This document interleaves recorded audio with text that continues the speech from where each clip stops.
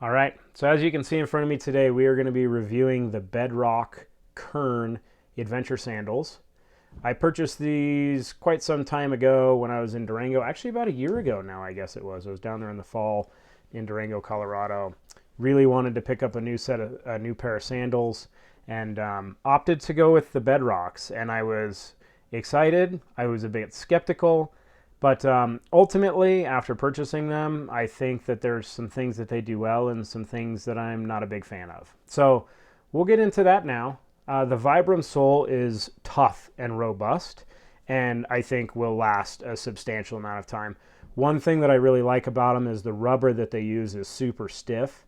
So like when I'm riding my bike, the sole doesn't wrap around the pedal very much, and it's able to be, used on all kinds of different surfaces without sacrificing or potentially having any protrusion through the bottom of the sole with like goat heads or cactus or something like that. So they definitely have a tough build to them. The strapping system is very nice. So you have a quick release strap here. This is what you use to get your foot in and out of the sandal. And then your strapping system over here has like a hook that goes through these loops, all very well stitched, all very high quality cordage stitching, buckles, etc. And then on the back you have the same buckle system, and would be obviously what adjusts around the back of your foot. And there's a lot of adjustability in this from bigger to smaller.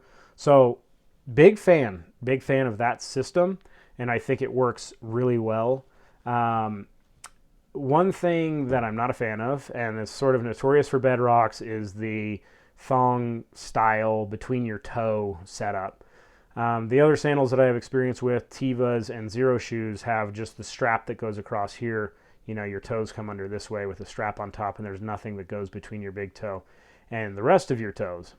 But Bedrock gets very good reviews, and many people like them, so I thought I'd give it a shot. And unfortunately for me, I found out it's just not going to work out. I also found, if you look right in here, you can see there's like a raised section. This would separate your big toe from your smaller toes, and then basically this would go under the crease of your toes, and then the ball of the foot sits back here and your toes sit up here. And this ridge that's created here is very hard, and I found that to be extremely uncomfortable.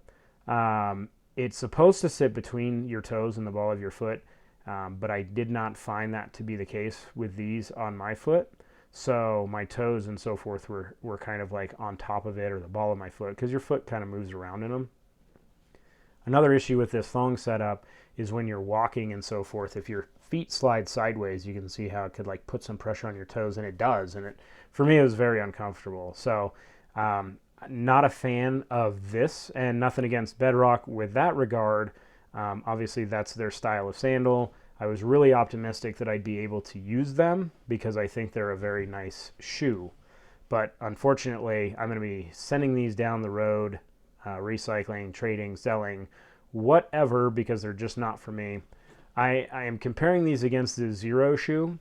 So the Zero Shoe is similar design. It's a sandal. It's very thin, though. I will say that while the tread on the Zero Shoe is pretty good, this one is better. But it works nice with the strap over the top, because I like to wear socks with my sandals, especially like when I'm camping and so forth.